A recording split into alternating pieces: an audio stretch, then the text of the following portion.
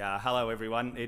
From 2018 to 21 at least, it was in Victoria. It was called Fosterville, and it doesn't get a huge rap because it's owned by a Canadian company, but it's rewritten the future for Victorian gold, and it's led to hundreds and hundreds of millions of dollars exploring in the state just south of us, and we've got the best discovery since Fosterville that I'd love to talk to you about. So thank you very much for the welcome. So I am the optimist in the room, as I always like to say. You heard about me chipping rocks when I was a little fella, so I've been optimistic for a while, so I'm going to make forward-looking statements, so please be aware. I'm going to talk to you about a project called Sunday Creek. It is a scarce and very high-quality asset. Over the last year, we only listed nearly a year ago. We were the third most successful IPO on the ASX last year across the whole bourse. So it's been a great start, and that is because we've been putting out amazingly high grade and thick intersections consistently. The hit rate that we're seeing in this project is really world class on a global scale. You won't see the amount of gold coming out at this early stage, relatively early stage of a deposit. So I just take your mind to that. We've got a very large footprint. Big deposits have big footprints. We've got 11 kilometres, so we're not drilling in a little area. We're drilling over multiple kilometres. And that high-grade gold mine, Fosterville, really rewrote Victoria's history only in the last few years. And we're standing on the shoulders of giants, both scientifically, understanding how that system formed and how we can apply the same concepts into this new discovery. And clearly our mandate here is to make this bigger. We've got the tiger by the tail. We're not going to go out and blow our brains out and put a resource around this in the very short time frame. We want to make this bigger and make this into a multi-million ounce system, which it's heading towards.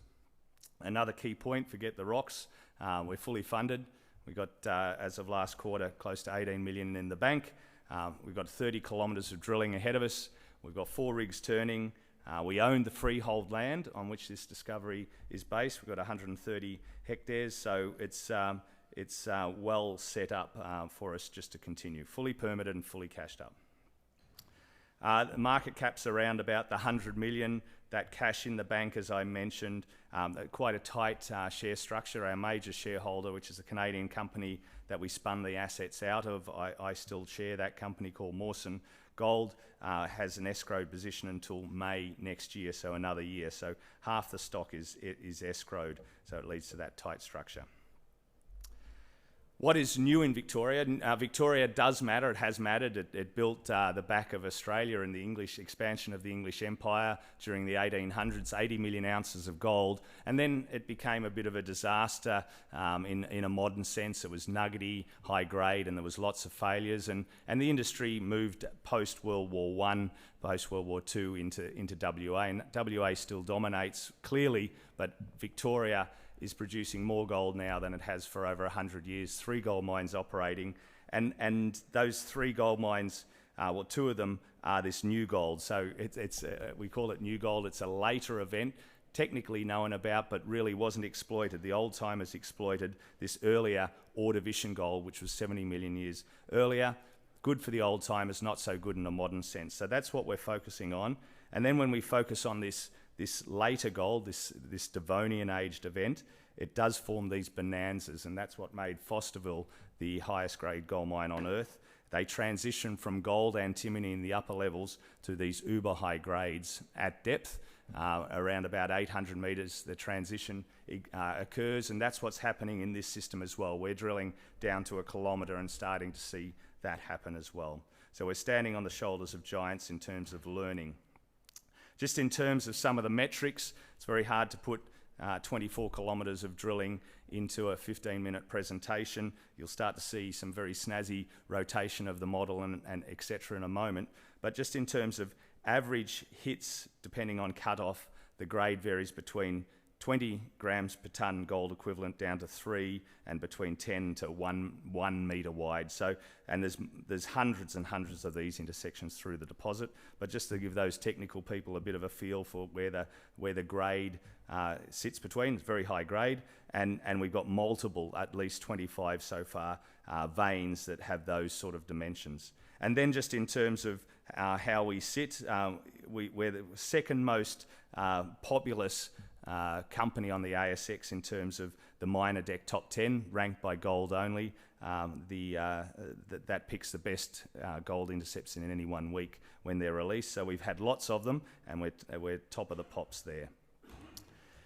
Now this is where the magic starts. If I start to rotate things a little bit too much, there's bags at the back for you to grab. But this is a nice little presentation showing the situation of those green deposits, which are the earlier style of gold, that Ordovician. The orange is what we're after here in Victoria. Fosterville is here, this little orange deposit here. We're down over here. The reason for that is if we take a crustal look, we're going to go from the very big scale down to the detail. We're above this orange rock here, which is essentially this Selwyn block forms these later deposits. Well known in the science, but you've got to know where you're looking in Victoria. You can't be anywhere. You've got to be above that Selwyn block, which sits 10 to 15 k's below the surface. Zooming in now, this is just a 20 kilometre scale down here. This is our 100% owned permit here. Fosterville sits up here. Costerfield is here. We've got the long strike extensions at Redcastle and Ruin, 2 other projects, but all we're going to talk about today is this Sunday Creek project where we've got the 4 rigs turning, but not forgetting we've got other epizonal style deposits. So just zooming in on that project that we're going to focus on. Big footprints have big systems, I've said that already, but this is at least a 10 to 11 kilometre trend. This is the trend that we're working on. The only drilling up until a few weeks ago was in that little square. Never a drill hole along the trend, despite there being mines, extensive mines. All those little blue dots that you can probably see there are all old mine areas defined by LiDAR. We've just started drilling out here into the bush 8 kilometres away, but the key focus has been here. If we zoom in a little bit further, you can start to see the trend with all the old mines. The only drilling has been in this area. This is our freehold land essentially in this area also, so all our drilling today has been on our freehold ground, but it does extend out through this way. And if we just take a look on the controls on mineralisation, this is the LiDAR, so laser beams shot out of an aeroplane 600 metres above head, but some of the laser beams go through the bush, excuse me, and hit the ground, and then we get centimetre accuracy, and this maps the old mines essentially so well through that scrub. So what I can see here is an east-west trend to mineralisation, and the old-timers pits are at this northwest orientation, so it forms essentially a ladder where the high grades are mined at a high angle to that east-west trend. And if we zoom 3 kilometres away, never a drill hole, out here you can see the LiDAR showing the same thing, that east-west or northeast trend with these northwest veins like the ladder that's forming. So we can see just even the old timers gave us great information on the structural controls on high-grade gold. We're going another 8 kilometres now. This is where we're drilling out in the bush as we speak. No results released, but you can see again over half a kilometre or to a kilometre the same thing happening. So a very good indication with the soils, with the old-time mines, that the same system develops over this large area. Very similar to the Fosterville footprint actually, 11 kilometres of old mines there. It was producing at 40 grams in the day a few years ago, now producing at 20 grams head grade. It's still producing 500,000 ounces a year at sub $400 cash costs, so they make very nice deposits. Now let's just go underground.